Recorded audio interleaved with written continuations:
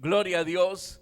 Evangelio según San Mateo capítulo 11 y leemos el verso 1 en adelante. Dice la palabra del Señor, capítulo 11, verso 1. Cuando Jesús terminó de dar instrucciones a sus 12 discípulos, se fue de ahí a enseñar y a predicar en las ciudades de ellos. Y al oír Juan en la cárcel los hechos de Cristo, le envió 2 de sus discípulos para preguntarle: ¿eres tú aquel que había de venir o esperaremos a otro? Respondiendo Jesús les dijo: id y haced saber a Juan las cosas que oís y veis. Los ciegos ven, los cojos andan, los leprosos son limpiados, los sordos oyen, los muertos son resucitados y a los pobres anunciado el evangelio. Y bienaventurado es el que no haya tropiezo en mí. Amén. Cuidado el que usted encuentre en Jesús un tropiezo para perderse, para extraviarse.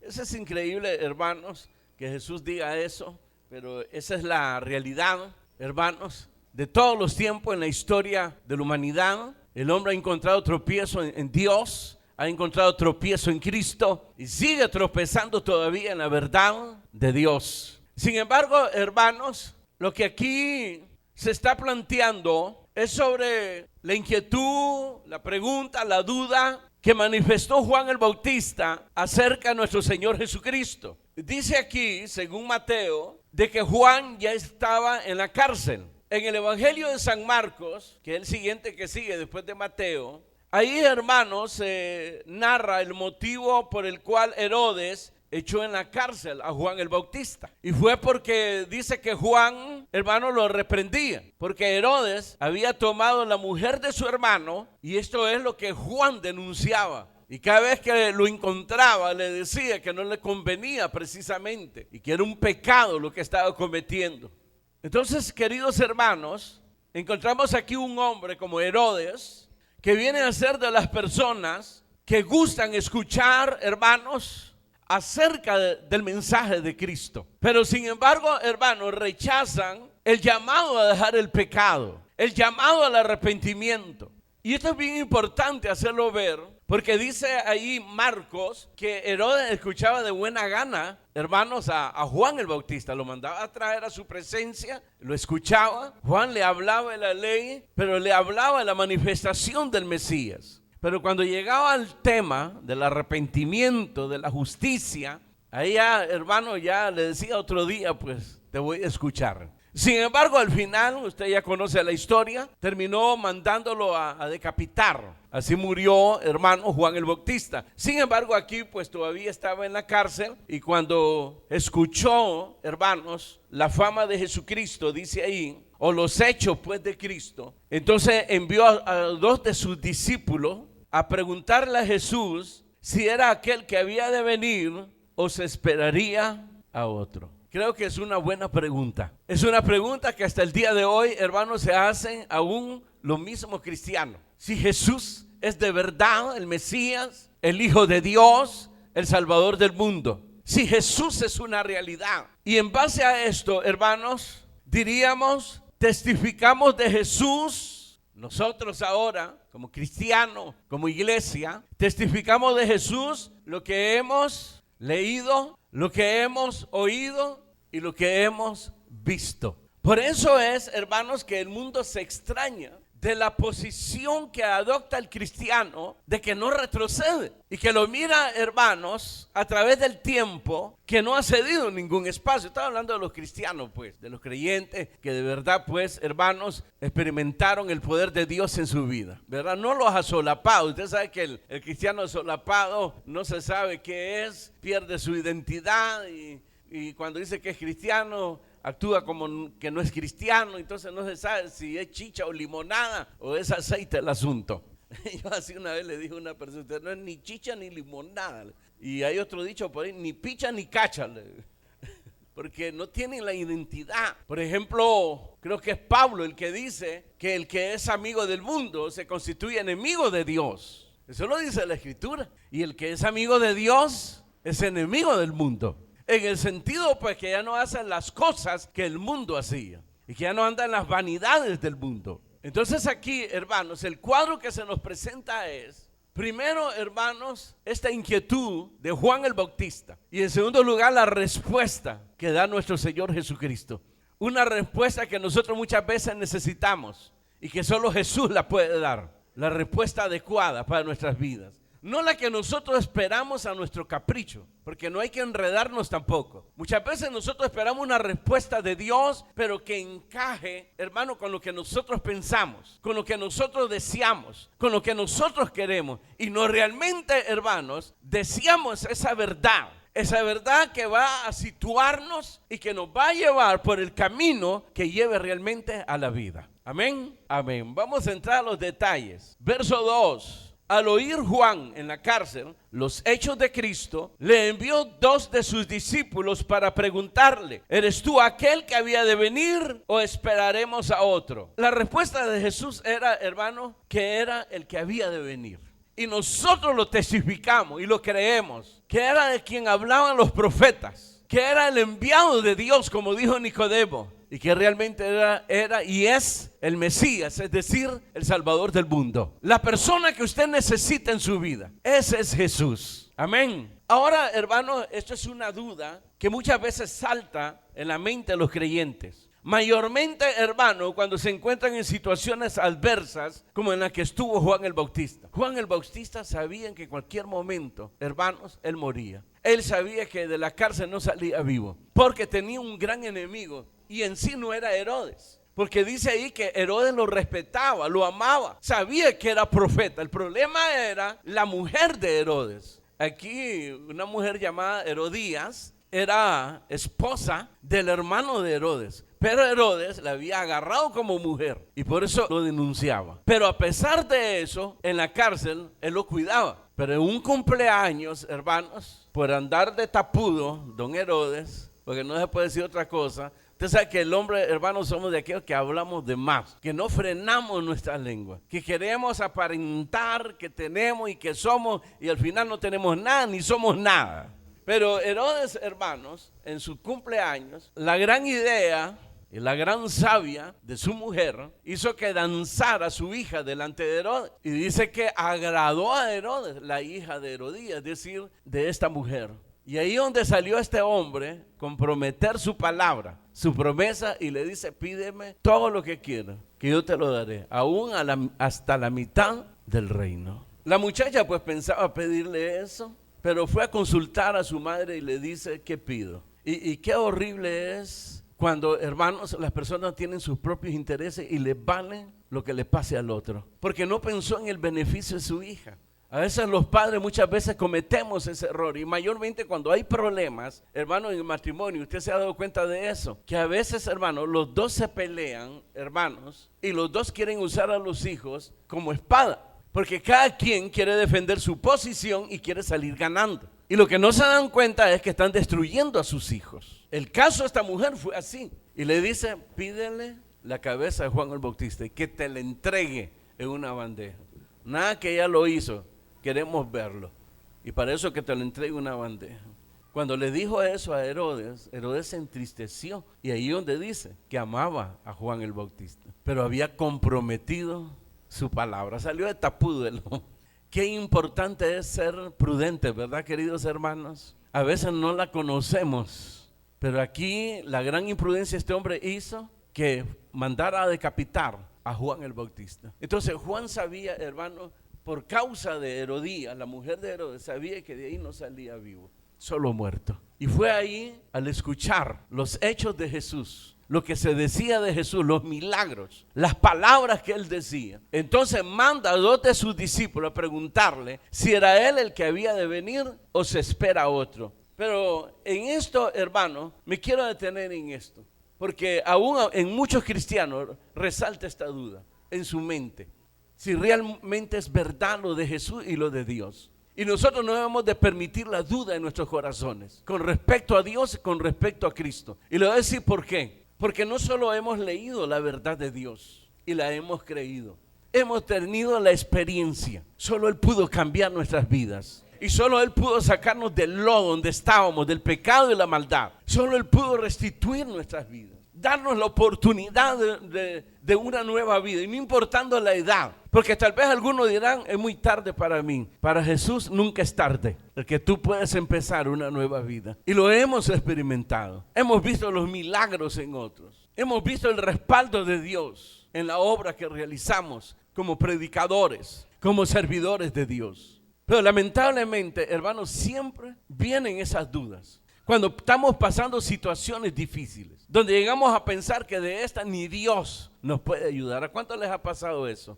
Le preguntan a las hermanas, ¿les ha pasado a ustedes eso? Solo algunas. ¿A ustedes varones les ha pasado eso? No a todos. Disculpen los grandes hombres de fe y las mujeres de fe, perdonen la incredulidad de su servidor y que pregunte esto, ¿verdad? Pero yo creo que no responden por soberbio. Pero a todos nos ha pasado por la mente.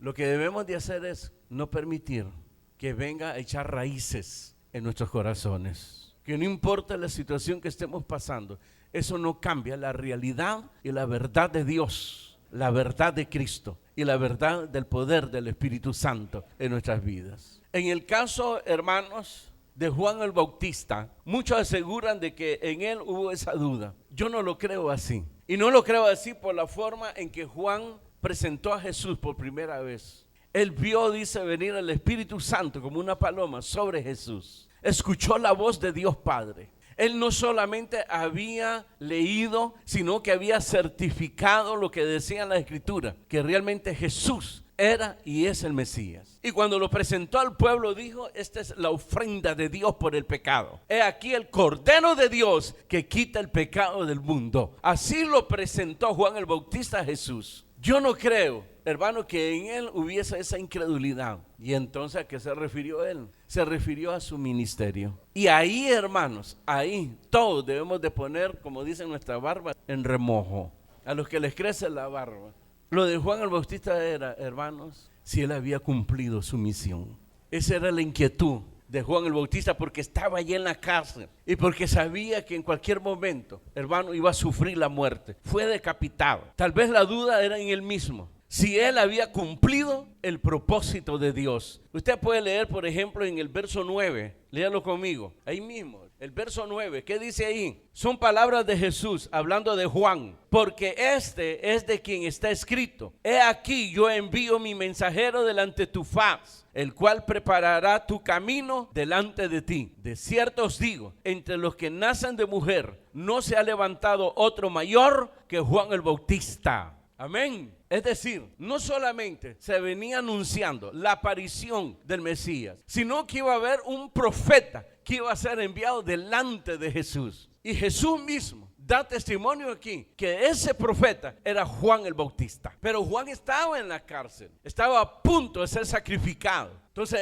él quería cerciorarse si su muerte iba a ser en vano o realmente había cumplido el propósito de Dios. ¿Eres tú el que había de venir o esperamos a otros? ¿Realmente he cumplido el propósito de Dios? Nos debemos de preguntar todos los servidores y todos los días, tanto el varón como la mujer, si ha cumplido ese propósito de haber sido alcanzado y de haber sido llamado, de haber recibido la vocación que tiene el cristiano. Porque el cristiano no solo tiene una identidad, tiene una vocación, tiene un llamamiento. A todos se nos ha dado la comisión de ir y hacer discípulos a todas las naciones, enseñándoles que guarden todas las cosas que Jesús nos ha dicho y ha hecho. Y Él prometió diciendo: y aquí yo estaré con vosotros todos los días hasta el fin del mundo. Debiéramos de preguntarnos cada día, aún antes de acostarnos: ¿he cumplido el papel que se me ha dado, la tarea que se me ha dado? Por ejemplo, Jesús, cuando habló de hacer esa tarea, fíjense lo que le dijo a los discípulos: cuando hayáis hecho todo lo que se os mandó que hicieran, entonces digan ustedes dentro de sí: siervos inútiles somos, porque solo hicimos lo que se nos mandó y no hicimos más. La pregunta sería,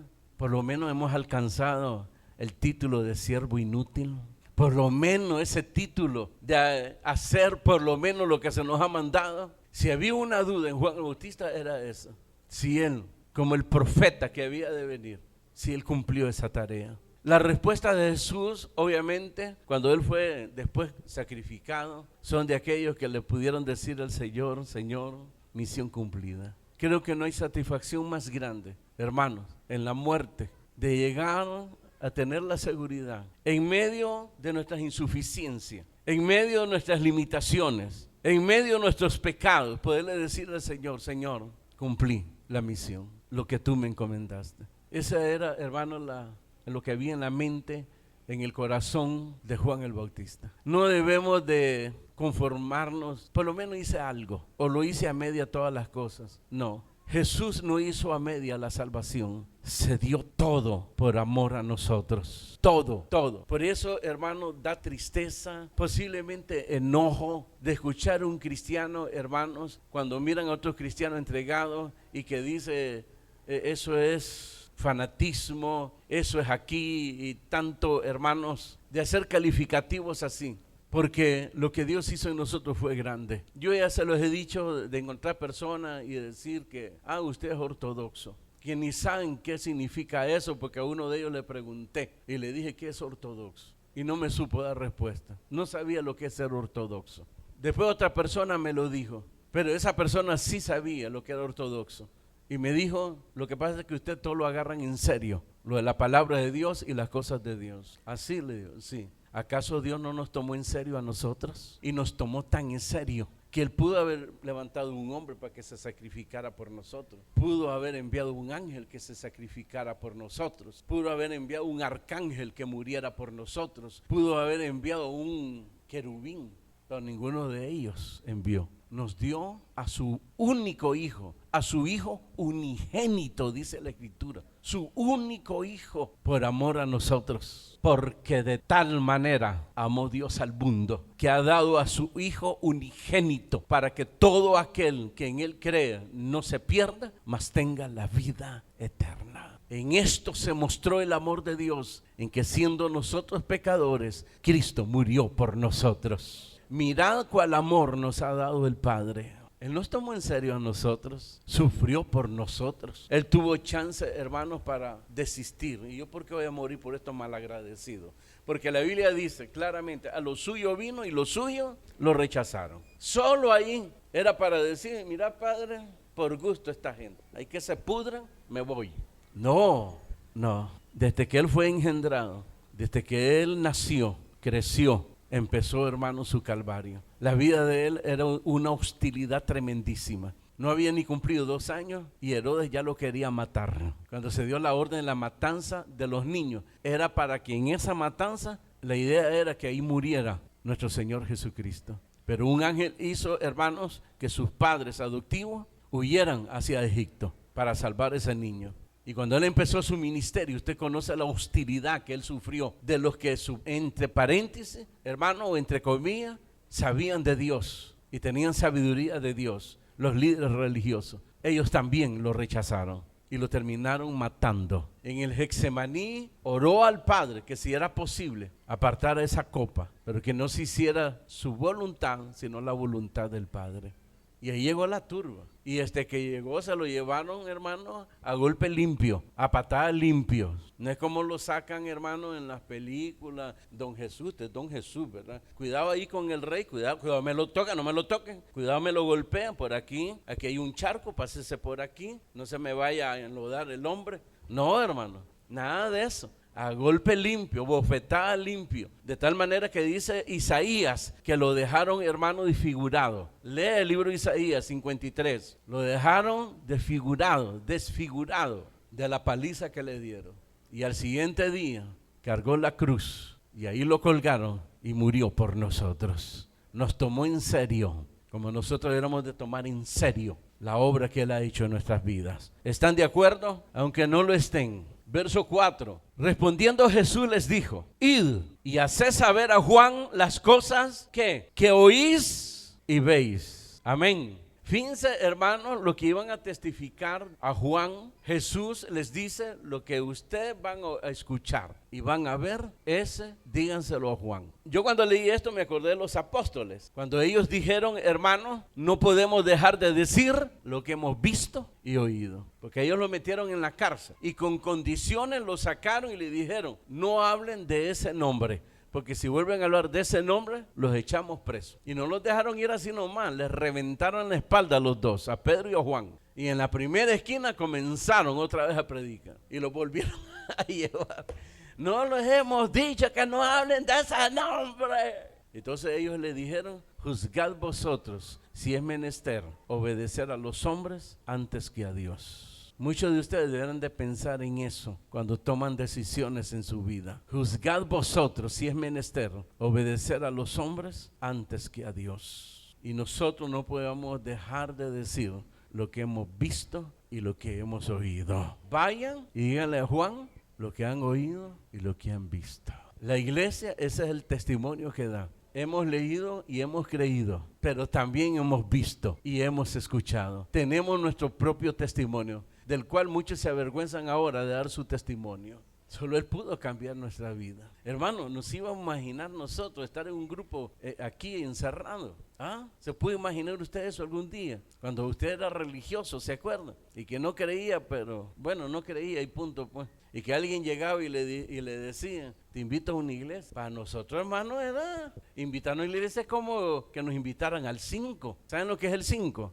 Ajá, yo voy ahí. No, hombre, ni que estuviera loco. Y otros con calificativo, ahí solo van hipócritas, vagos, ociosos y tantos calificativos que usted ha escuchado. Yo irme a meter ahí ni que estuviera loco. ¿Acaso no decíamos nosotros eso? Y si no lo decía, lo pensamos. Nos daba risa. Y ahora aquí estamos. ¿Qué fue lo que pasó? ¿Qué pasó? ¿Qué te pasó? Porque si es una obra de hombre, hace rato ya no estuvieras aquí. Pero sabemos que Dios cambió nuestra vida, nuestra manera de pensar. Hemos orado, los enfermos se sanan. En mi caso, yo he orado por los enfermos, se me mueren. Yo por eso me alegro cuando los líderes me dicen, hermano, fuimos a orar por alguien y fue sanado. Yo me alegro por eso, hermano. Y por eso mejor los envío a ellos, porque todas las veces que yo he orado, yo no sé por qué se me mueren, hermano. Como que es tarea mía enviarlos directos al cielo. Pero, pues si alguien quiere que ore por usted, a la orden, ¿verdad? Pero la cosa es que a mí se me mueren, no sé por qué. Pero tenemos el testimonio vivo en nuestras vidas. No somos sostenidos por testimonios ajenos. Hay muchos que se sostienen por testimonios ajenos. Varón, ¿ya escuchaste lo que pasó con fulano y sultano? Sí, ¿y tu testimonio? No, pero yo le estoy hablando no, pero el tuyo. ¿Tu testimonio cuál es? ¿Ah? Pero yo ahorita ando perdido, hermano. Soy cristiano, pero ahorita ando caído. Nada más. Es como que me hablen que venden un carro, pero sin motor. Solo anda el cascarón. Y lo de adentro, ya deje conformarse a este siglo. Reaccione como el hijo pródigo y diga, ¿qué estoy haciendo aquí? Esto haré. Me levantaré, iré a mi padre y le diré, Padre, he pecado contra el cielo y contra ti. Y no soy digno de ser llamado tu hijo. Ponme como a uno de tus jornaleros. Y lo hizo, no solo lo pensó. Dice que se levantó de mañanita. Y cuando estaba cerca, hermano, el padre lo estaba esperando. Porque todos los días, hermano, su padre salía, hermano, si él regresaría. Y ese día que el padre salió, vio una silueta ahí que venía. Será mi hijo, será mi hijo.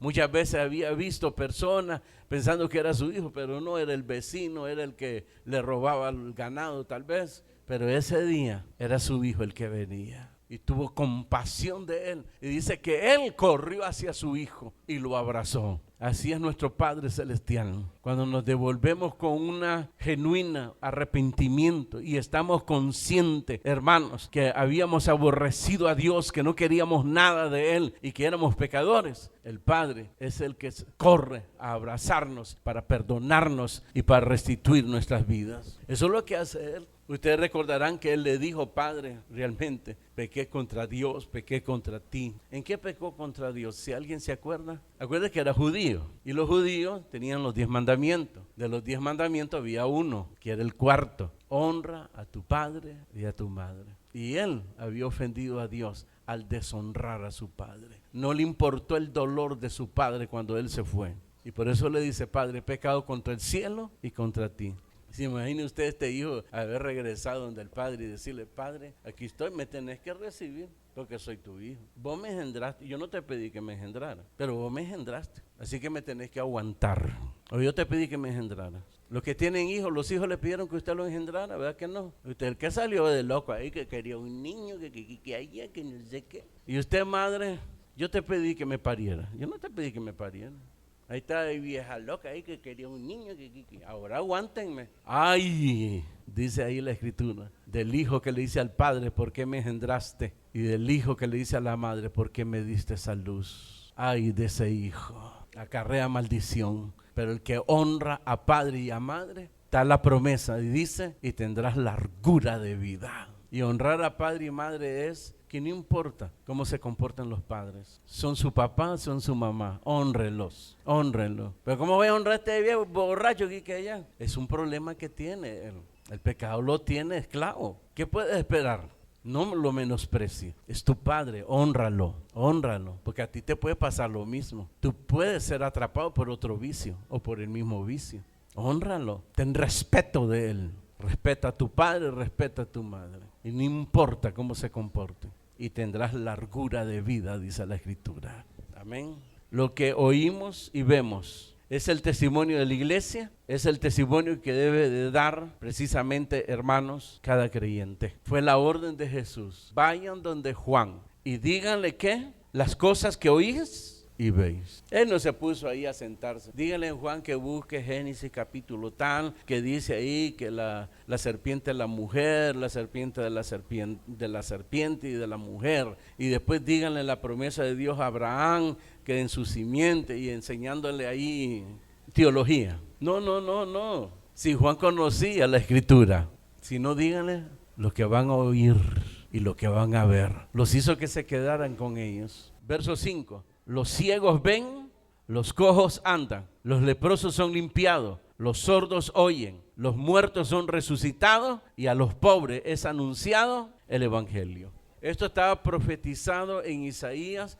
Las señales del Mesías eran estas. Y eso lo dijo Nicodemo cuando vino de noche hacia él. Él era un maestro de Israel, era un fariseo. Y de noche le buscó y le dijo: maestro, sabemos que has venido de Dios, porque las señales que tú haces nadie las haría si Dios no está con él.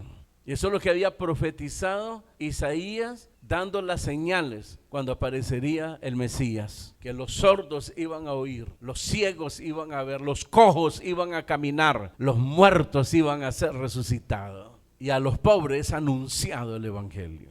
Hizo que se quedaran estos dos discípulos con él y anduvieron con él. Y vieron todo esto. Y después de ver todo esto, fueron donde Juan. ¿Qué dijo el Señor? Nos hizo que quedáramos con ellos, por eso nos tardamos. Que te dijéramos lo que nosotros oímos y vimos. Ajá, ¿y qué vieron? Vimos cómo hizo caminar un cojo, cómo fueron abiertos los oídos de un sordo, cómo fueron abiertos los ojos de un ciego. Y vimos también cómo resucitó al hijo de la viuda de Naín. Nosotros lo vimos. Eso es lo que esperaba Juan, una respuesta adecuada. Nosotros a veces queremos una respuesta adecuada, pero el problema es que nos equivocamos. Lo que queremos es una respuesta que complazca lo que nosotros queremos. Esa es la verdad que anda buscando la gente. Por eso tropiezan. Y por eso tropiezan con Jesús. Como él dijo aquí: bienaventurado aquel que no haya tropiezo en mí. Aún los cristianos tropiezan así, porque quieren su verdad, buscan su justicia. Sí, hay un problema entre amigos, hay un problema en el matrimonio, hay un problema de X, van a consultar y lo que quieren es que le resuelvan a él y que le hagan justicia a él o a ella y que al otro se lo lleve el diablo. Cuando la Biblia dice que en cuestión de justicia no hay que hacer acepción de personas y que sea justo el juicio. Y que se acuerden que el juicio es de Dios y no de los hombres. Pero la gente hace la justicia y como no le hacen justicia como él quería, entonces se enoja y se alarga de la iglesia y se aleja de Dios. Eso no sirve ahí. Por eso gustan estas nuevas iglesias apóstatas, donde son miles los que entran ahí. Y les gusta porque le complacen, porque se sienten bien ahí, porque se sienten cómodos. Pero eso no les va a salvar. Jamás una mentira va a resolverlo, jamás. No se engañe, Dios no puede ser burlado. La respuesta adecuada solo puede venir de Dios, aunque no nos parezca, aunque no nos guste, porque ese es nuestro problema. Rechazamos porque no nos gusta, rechazamos porque no nos parece, rechazamos porque me hizo sentir incómodo. Herodes quería palabra de Dios, Juan el Bautista se la daba. Pues arrepiéntete genuinamente y deja a esa mujer porque es la mujer de tu hermano. A ella no le gustaba. Pablo, si ustedes se acuerdan, dice que uno de los reyes lo mandaba a llamar y dice que le gustaba cómo hablaba de la escritura Pablo y cómo le enseñaba. Pero cuando Pablo llegaba el asunto de justicia, de dominio propio, se levantaba inmediatamente. Ahí otro día te voy a escuchar. Otro rey le gustaba también que le hablara de la Biblia, de Dios. Pero cuando llegaba ese tema, hubo uno que sintió y dice, casi me dice que seas cristiano, le dice. No solo eso, le dice, sino que conozcas a Dios y que seas como yo, le dice. Claro, exceptuando estas cadenas. A muchos les gusta el mensaje de Jesús, de la Biblia, pero cuando se toca la llaga, ahí no quieren. Y mientras esa llaga no se toque, mientras esa llaga no se le eche medicina, esa llaga jamás te va a sanar. A veces nosotros vamos al médico y le decimos al médico lo que queremos que nos haga. El médico dice, mira, te voy a inyectar. Le recomiendo al médico que me dé pastillas. Y es absurdo. ¿Cómo le vamos a decir al médico si el médico sabe lo que está recetando? Pero hasta en eso nosotros, hermano. Mira, te voy a dar esto porque lo tome o que te inyecte. No, ¿por qué no mejor me da otra cosa? Porque esto es lo que necesitas. Cuando mi hijo estaba pequeño, lo llevaba donde aquellos médicos de los viejos, ¿se acuerdan? ¿Cómo le dicen ustedes? De la vieja guardia, dicen. Cuando queremos mencionar a un viejo de los que eran verdaderamente médicos. Y yo para mí pues lo llevé por una simple gripe. Yo bien me acuerdo. Y comienza el médico a abrir la boca. Le revisaba el oído, le metía cosas, le alumbraba. Pues si es una gripe, si lo que vengo que le dé, ¿qué? Aspirina, no sé qué cosa. Abrí la boca otra vez. Y le tocaba, como media hora, ¿no? Me dice, su hijo no es gripe lo que tiene. Su hijo lo que tiene es faringitis y lo tiene bien grave. Y si no le pone atención, imagine. Y yo pensé que era una gripe. ¿Y qué tal si lo hubiera agarrado y me lo llevo por dentro de otro médico? Media hora, más de media hora revisándolo. Hoy los médicos, ni usted le dice que tiene y le dice, toma esta bolsita de aspirina. Hoy ya no dan aspirina, ¿qué dan ahora? Acetaminofén. Pero un buen médico, hermano. Y Jesús dijo, los sanos no necesitan de médico, sino los enfermos. Y yo he venido por los enfermos, no por los sanos. Jesús es nuestro buen médico. Nos va a dar y va a llegar a la raíz de nuestros problemas. Y prepárese porque duele.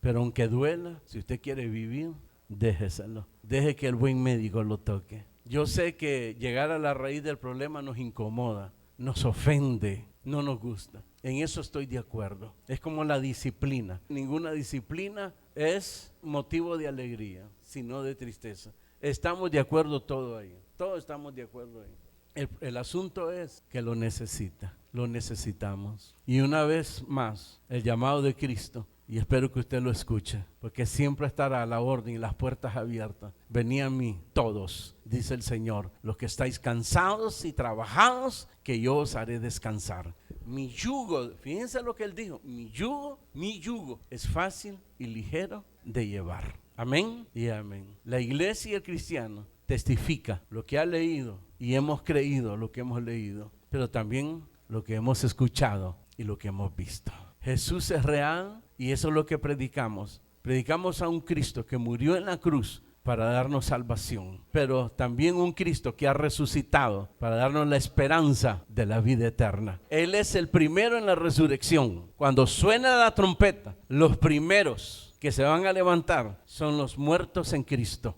Ellos resucitarán y juntamente con ellos seremos arrebatados en el aire para siempre con el Señor. Amén y amén.